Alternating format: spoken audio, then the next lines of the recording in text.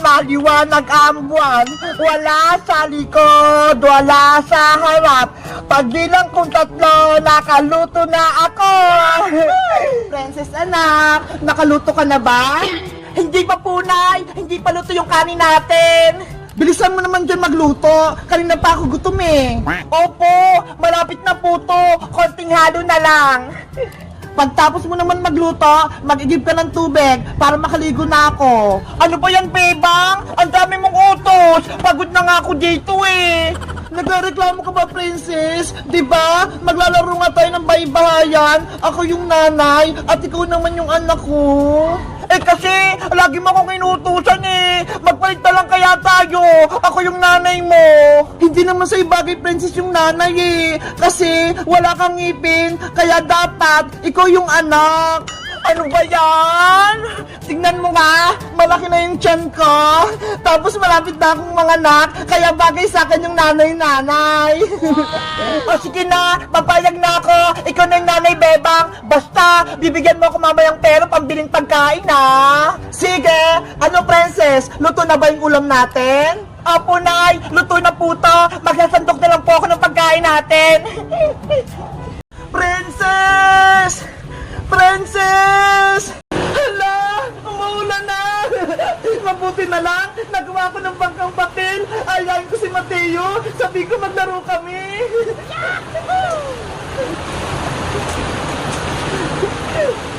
Mataya! Mataya! Ano po yun, Ate Bebang? Tara! Maglaro tayo ng bangkang papel. May ginawa ako dito. Wow, bangkang papel. Ang saya po maglarunan.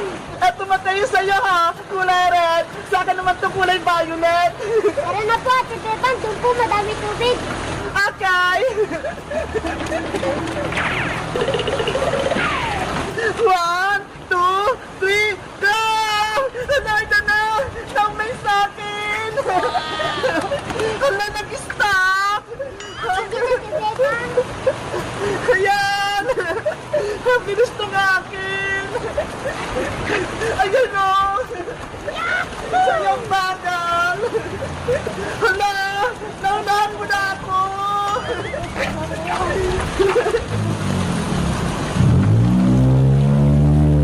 Hala! Mateo! Oh, no! Ano ba yan, Mateo? Hindi mo naman hinarang eh! Ate Bebang, wala na po tayo bangkang papel.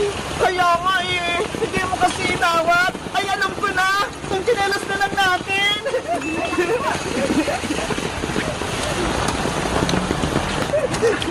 Sigurado ako! Ako na yung mananalo ulit! 1, 2, 3! Hala! Ayaw naman umandar sa akin! Hoy, chinelas! Gumalaw ka naman! Bebang, sinabi ko pa na, di mo na mauna na po ako. Antay mo ako, Mateo! Ate Bebang, sinabi na may sinalas ka. Lagot, mahulog yun sa kanan. Mateo! Habulin mo yan!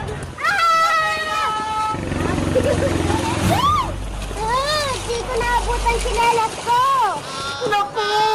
Nahulog yung chinelas ni Mateo! Ate Beba, wala na po yung sinelas ko.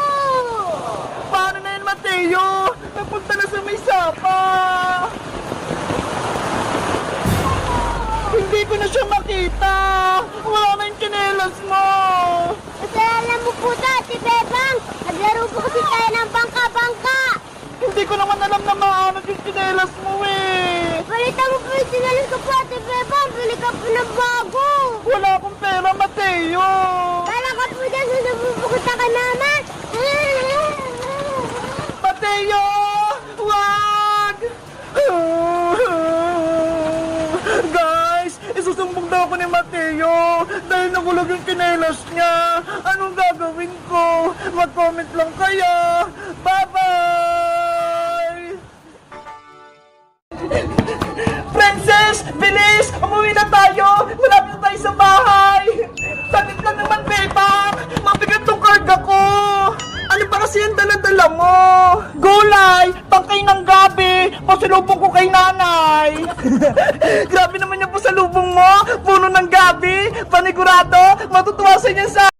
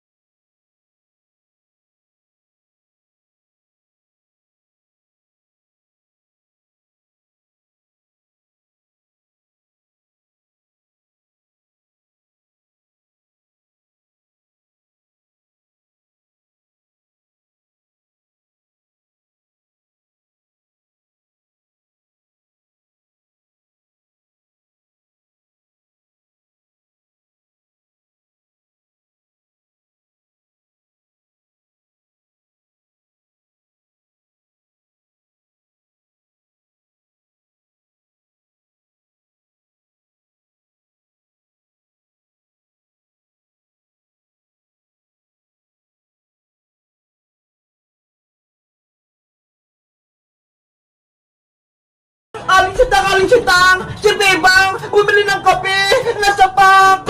Si Rinmegis sa labas, sigaw na sigaw. Aling sitang, si Bebang po! Ano yan, princess? Si Bebang po, bumili ng kape, nasa pak! Si Bebang ko, nasa pak, nasan siya? Doon po, sa tindahan ni Aling Sonia. Kawawa naman yung anak ko. Tara, punta natin, princess! Opo! sumapak sa'yo? Ayun po si Bebang Aling Sitang! Bebang, sino nang-away sa'yo? At sino sumapak sa'yo? Mayayari siya sa akin!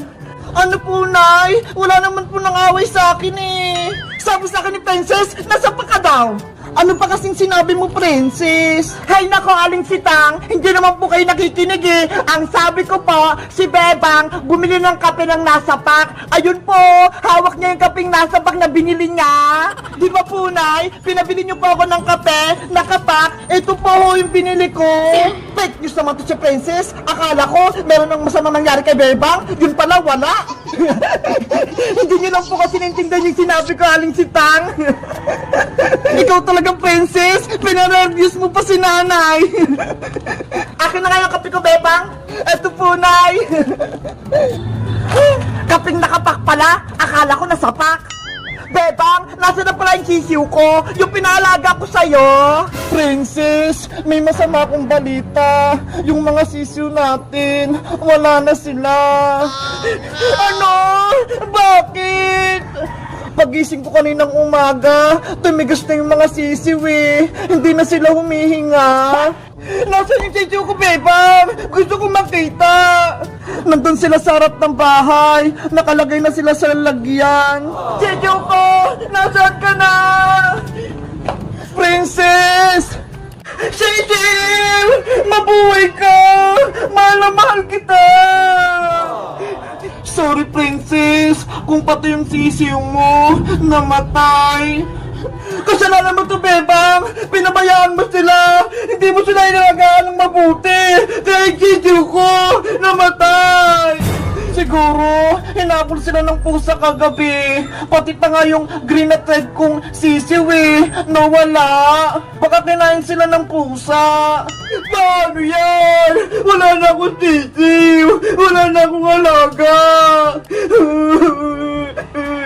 Ililibing na natin itong mga sisiw, Princess, para makapunta sila sa langit. Ayoko pa! Gusto pa makasama itong sisiw ko!